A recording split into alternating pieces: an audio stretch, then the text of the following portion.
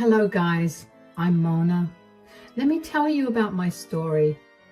I started as a simple housewife after marrying my husband Ian. We met through a dating site and instantly fell in love. I was in a really dark place when we first met. I had just lost my mother in a bad accident and was taking care of my severely injured father while working a small job. Ian came into my life and showered me with care and affection. I thought it was all real. My dad, too, loved him like his own son. None of us knew back then that Ian would turn out to be a horrible man. The incident that I'll talk about happened much after my father passed away. Ian and I had already gotten married by then. Ian was working a decent job but also trying to establish his own business. His father, Jeremy, also had a business, but Ian never wanted to be a part of it. It was Ian's dream to have $1 million business that he would completely build from scratch. My father actually helped him out with a lot of money so that he could start his own company. Actually, you can say that my inheritance was cut in half because of the money my father gave him. He had really loved Ian and thought that he would make me happy. But fate had other plans. I quit my job and stayed at home after our marriage. It was actually Ian who insisted on me leaving my job. He said, "Your father is getting sicker, Mona. You need to be around him more." "I don't know how I'll handle everything, Ian.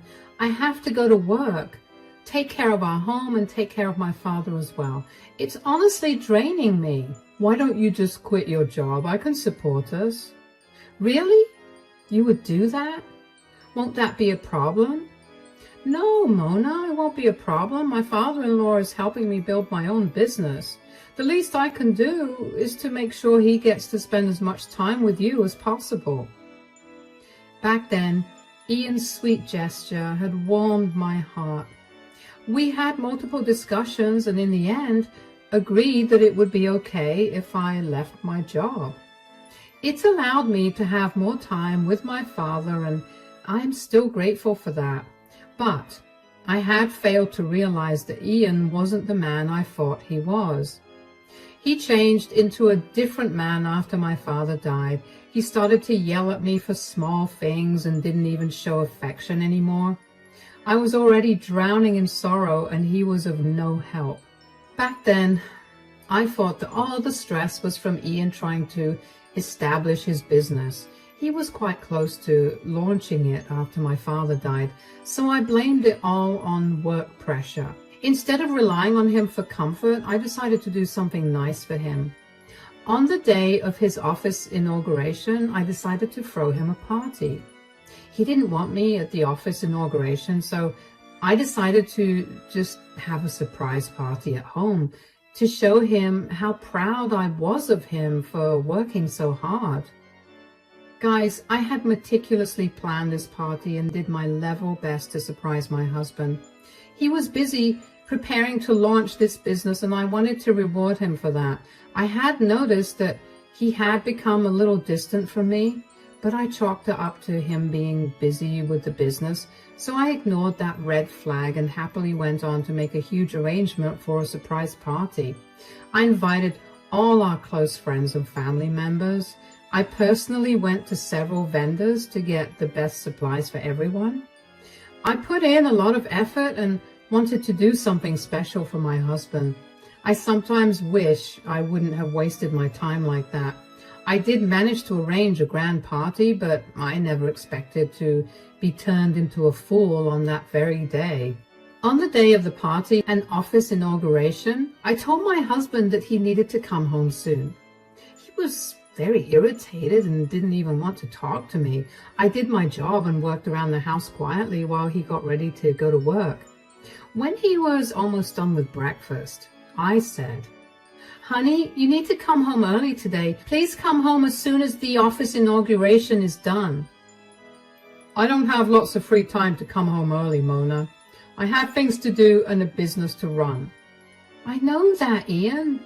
You're working very hard and I can see that. You know I won't ask you for anything unreasonable. Well, you're being unreasonable right now. I am a busy man, so you can't just expect me to come home whenever you demand. It's just one day, Ian.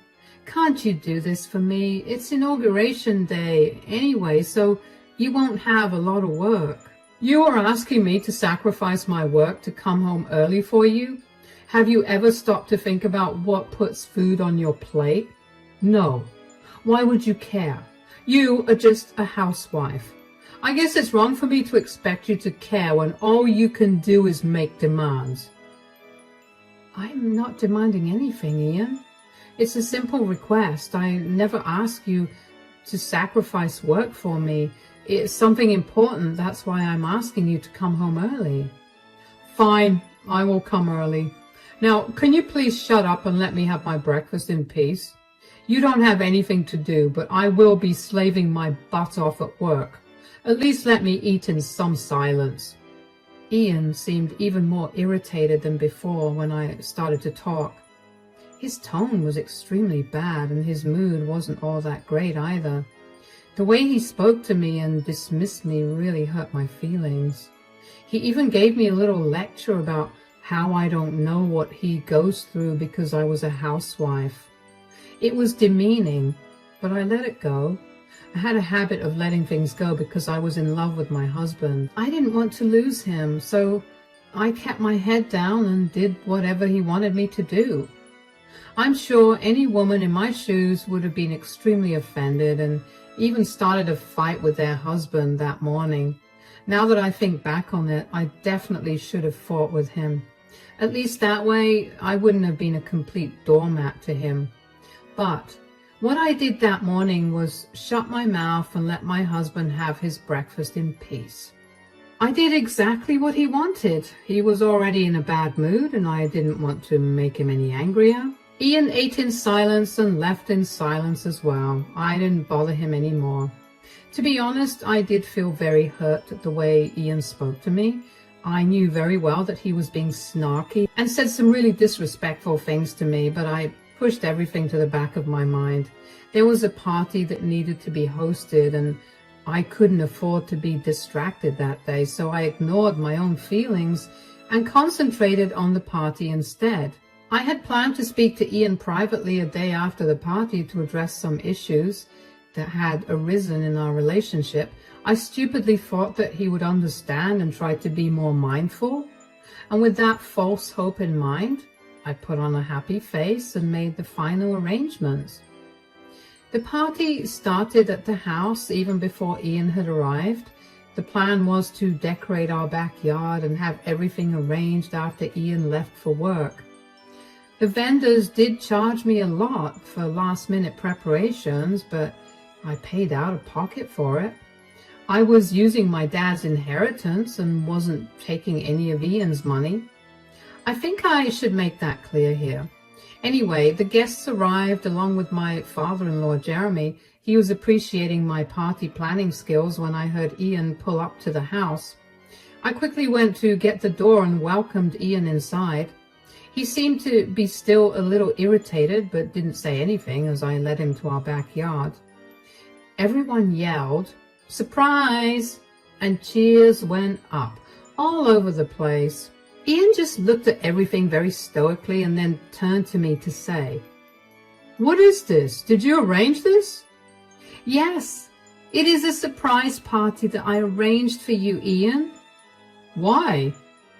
"Wait, don't tell me you're pregnant. Oh God, that would be the worst news ever." "What?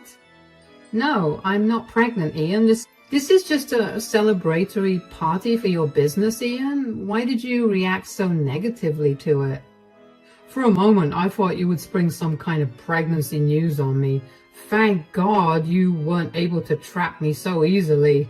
The way Ian was talking was starting to sound alarm bells in my head. He was really concerned I would end up revealing some pregnancy news to him. He was afraid that the party was a way to announce that he would be a father. What was exceptionally bizarre was that he was scared to have a child with me. He also said that my having a child would mean he would be trapped. Those sentences did not make sense coming from my own husband. I was a little shaken by his words and didn't know what to say, so all I could say was, "What do you mean, Ian? How would getting pregnant be bad news for you?" "You getting pregnant will definitely be bad news for me because of what I had planned to do today." "What have you planned to do, Ian? I don't know anything about it." "Well, looks like you are not the only one who arranged the surprise. I hate to have to do this publicly, but I see no other way now. Here, these are for you." Ian handed me a bunch of papers right in front of everyone. I was really confused and looked down to see what those papers were about. I didn't have to read far to know what Ian had handed me. My eyes went wide with shock and I started to shake a little. I looked at Ian in disbelief and desperately wanted him to tell me this was a prank or a joke. However, Ian was stone-faced, looking at me like he was annoyed by my very presence. His voice gave it away when I said, Are these divorce papers?" "Can't you read, Mona? Of course they're divorce papers." But why, Ian? What happened? Why would you want to divorce me?" "Why would I want to divorce you? Are you really asking me that? Answer me first, Mona. Why should I stay married to you in the first place? I have literally no reason to stay married to you." "What are you talking about, Ian? We love each other. That's why we got married in the first place." Ian started to laugh when I said that. I was horrified by his reactions. I even started to softly cry when I realized that he wasn't joking about the divorce papers. My mind was a mess and I didn't even notice what the guests' reactions were. I was pretty sure that they were as surprised and confused as I was. They looked on while Ian laughed and continued to say, "Get off your high horse, Mona.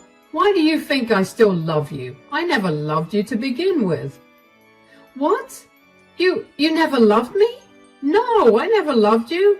My biggest mistake was getting into a relationship with you." "Then why? Why did you marry me?" "Well, I wanted to break up with you, but I couldn't. Your father promised to invest in my business, and I knew he would have backed away if I'd broken your heart." So you used me for money? All this was for money? Did you never really love me, Ian?" "No, I never loved you." "Well, I thought I could get used to you or something, but that didn't happen. You're just a dim-witted housewife who will never be able to have my love and admiration, so I've decided to finally call it quits and move on. That's what the divorce papers are for." Those words did it for me. I fell to my knees and started to bawl because I hadn't expected the love of my life to say those things to me. That day, right in front of everyone, Ian had said that he had no feelings for me. He had just married me for money and regretted being with me in the first place. He had literally given me the impression that he was a loving and caring man. That day, I saw a very different side of him. He was nothing short of a monster. Ian was a cold, calculating, evil man who had nothing but greed in his heart. And I had wasted 5 years of my life on a man like that. My heart broke so badly that I could barely hold back my tears. Right in front of everyone, I cried my eyes out while my friends rushed in to calm me down.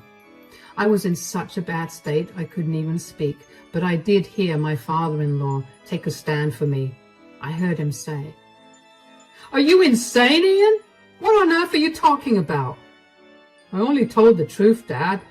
It's too bad Mona can't handle reality. I'm done pretending I love and adore my wife.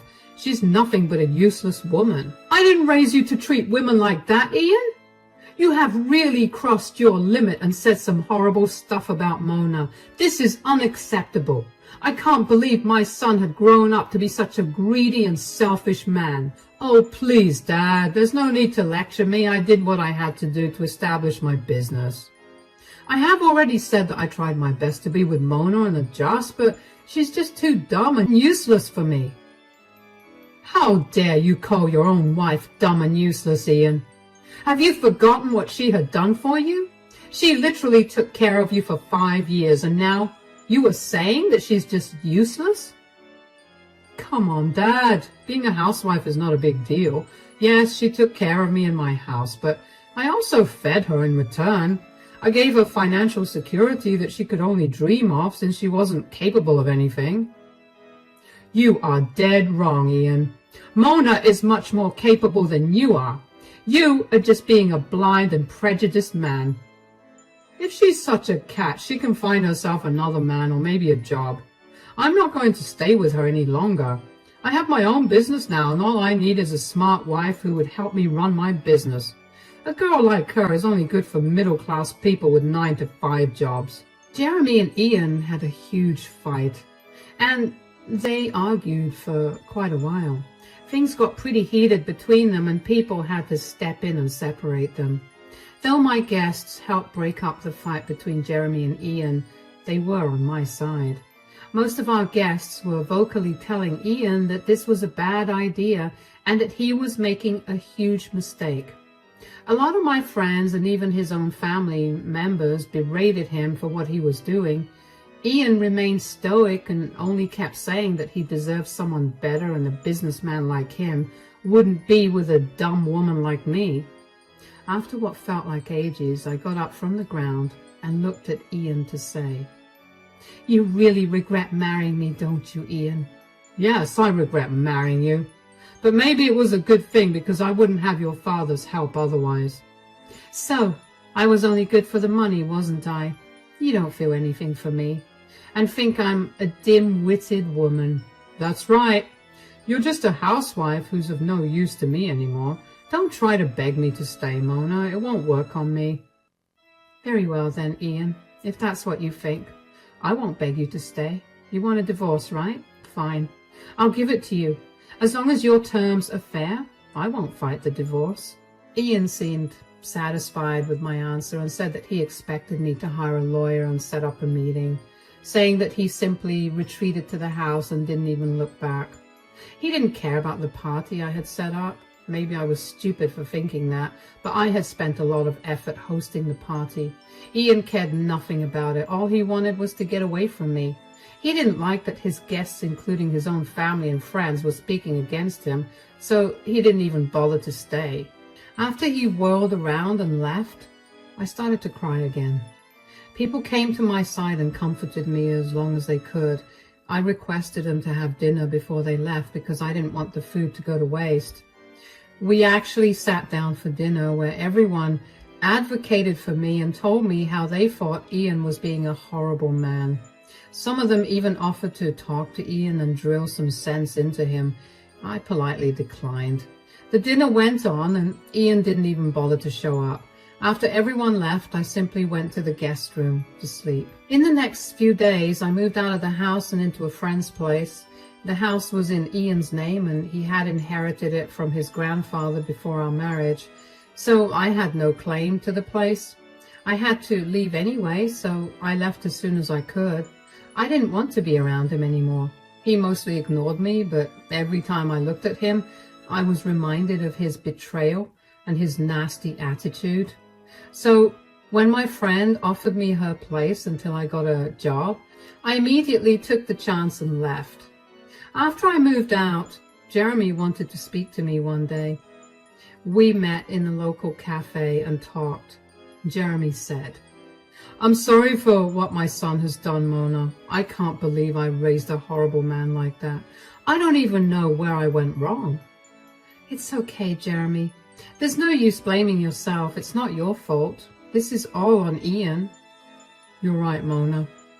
You know, when he introduced you to me and my wife, we were thrilled to know you. We knew you would make our son very happy." "Well, looks like I failed to do that, Jeremy. I let down both of you." "Don't be ridiculous, Mona. My wife would be turning in her grave if she saw how badly Ian treated you. You actually did a good job. Without your help and support, he wouldn't have been able to start his stupid business. Your contribution to his life is something he just can't appreciate. It's his loss, actually." I have accepted that my contribution means nothing to him, Jeremy. In his eyes, I'll always be a useless housewife. At that point, I had tears in my eyes again. I don't know why I cried for a nasty man like Ian. Maybe I was just crying for my own hurt self. You might think that I don't have any self-esteem, but that's not true. I knew I had been disrespected. Those tears were for my innocent self, who thought she could have a happy life with Ian. Seeing tears in my eyes again, Jeremy's face softened and he said, "Do you want me to speak to Ian again, Mona? I can do that, you know. Maybe I'll call some of his friends and family and make him see that he's wrong." "No, Jeremy, I really appreciate your help, but I don't want that. I can't forget what he said to me. Jeremy, I think it's better for me to move on." "So, you're dead set on a divorce?" "Yes. This is the only way. I don't want to be shackled to a man who doesn't want me. I will figure out something for myself." "Well, I can help you with that, but you have to promise you won't deny help." "Do you really want to help me, Jeremy? What will you do?" "I've been doing some thinking, and I want you to come work for me." I was a little taken aback by what my father-in-law said. If I had heard him correctly, he was telling me that he would like me to come and work for him. Jeremy actually had his own business, so that's how he was able to offer me a job. But it was still absurd to me. I said, "You are offering me a job? But why?" "Because I see potential in you, Mona." "I still don't understand why, Jeremy. I'm just a housewife with very little experience in any field of work. Why would you want to hire me?" "As I said, Mona, I see a lot of potential in you. I know that you dropped out of college after your mom's death because you had a hard time coping with your grief." How did you know?" "Your father and I had become good friends, you know. He used to share everything with me. He really wanted you to go back to college and explore your skills. I think you should do that now. And I will help you too." Jeremy explained his plan to me in detail about how I could be able to get my life back together. I was a little surprised that he knew about me going to college. I usually don't tell people that because I was ashamed of dropping out when my mental health got bad. Ian also played into this insecurity of mine and often reminded me how I was lazy and dumb for dropping out of college, so I never told people about it. It was my father who told Jeremy and even expressed his wish for me to go back to college. I hadn't really considered that since I was content being a housewife. However, recent events have made it clear to me that it's not a good idea for me to depend on anyone. Besides, I really wanted to prove a point. I was really angry and hurt over Ian's words and wanted to do something to make him regret doing this to me. So I accepted Jeremy's offer, but I was still skeptical about college. I said, "I don't know about college though, Jeremy. I don't have much money anyway. I'm pretty sure whatever I have left from my dad's inheritance will be gone to hire a lawyer. Then I would have to sustain myself till I get alimony." "Oh, you don't have to worry about that, Mona. You can join straight away, so you will be on a payroll soon. You can also take classes once the divorce has been finalized and Ian buys you out of the company." "But if you do that, you'll be going against your son, Jeremy. He might end up hating you and not speaking to you again." "Well, it'll be a good thing because I don't want to speak to him either. He has become a horrible person and my own morals wouldn't allow me to be in his company anymore. Our relationship pretty much ends here." I gave Jeremy some time to think about this.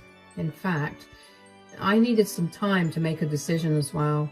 In the end, we decided to go ahead with our plan. I started to work at Jeremy's company while also preparing for a divorce. Getting a divorce was fairly easy because it was a mutual divorce. Ian didn't put up a fight when I asked him for 50% of his company. He had plenty of money stashed away from his last job because he had been planning to leave me for a while. Since Ian's company was in its infancy, Ian thought it would be the best time to buy me out. He was confident that his business would make big profits, and when that happens, the money he spent on me wouldn't matter. Anyway, the divorce happened in the next 8 months.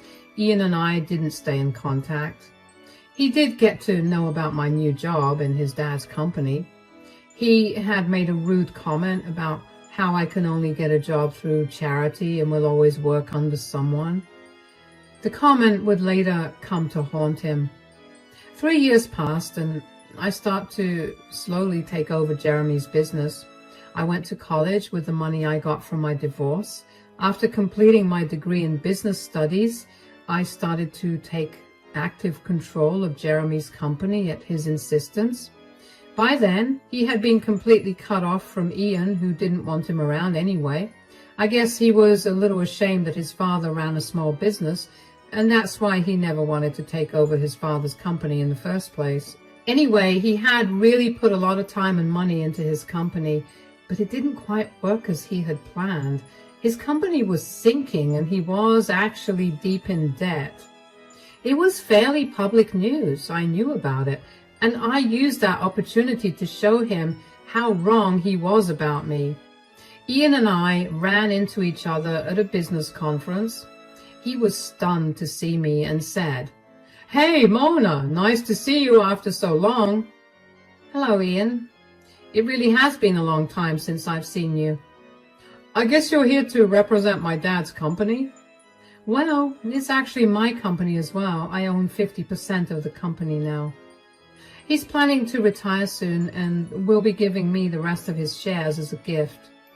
"Oh, that's great news, Mona. I can't believe my dad's company has grown so much these past few years." "Yep. We have opened multiple stores across the state. We have major plans for expanding it further." "I see. You have done well for yourself, Mona. Everyone has been praising you, and even Dad tells everyone how much you have helped him to expand his company." "You can definitely say that, Ian. I remember how you called me a dim-witted housewife. I guess the tables have turned now, haven't they? What a twist of fate. Somehow your dumb ex-wife made it with your father's small business, but your business is on its last leg." Ian actually looked away in shame as I said that. When he approached me at the conference, his entire demeanor was different.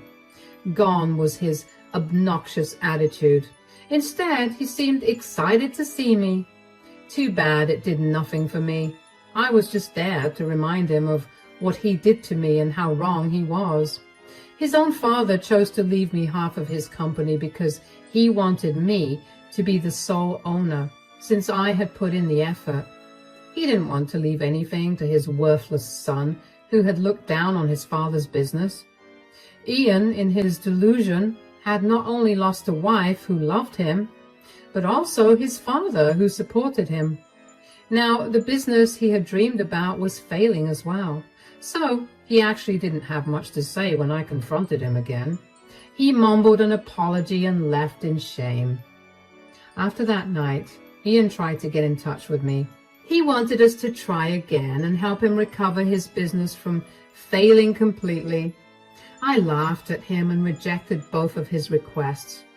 Ian had not changed even a little, so I didn't feel any pity for him when his company finally went down.